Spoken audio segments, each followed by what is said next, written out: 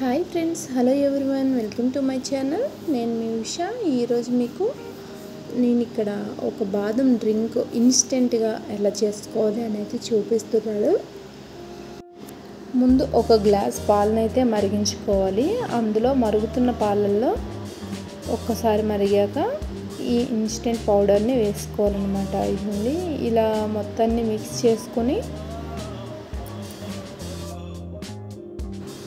ఇవి మేగడ కట్టకుండా ఇలా కలుపుతూనే ఉండాలన్నమాట.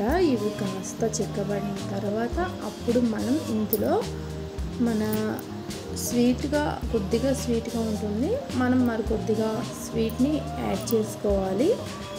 నేనైతే ఇక్కడ ఒక 2 టేబుల్ స్పూన్ షుగర్ని అయితే యాడ్ చేసుకున్నాను. అండ్ మీరు కావాలంటే ఇందులోనే బాదం పప్పుని కట్ చేసి వేసుకోవచ్చు మరుగుతున్నప్పుడు, లేదంటే పైన గార్లిష్ చేసుకోవచ్చు ఫ్రిడ్జ్లో పెట్టే ముందు.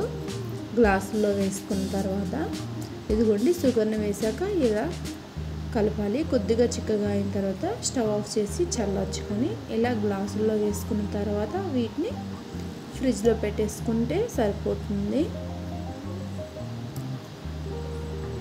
చాలా బాగుంటుందండి, చాలా బాగా అయితే వచ్చింది.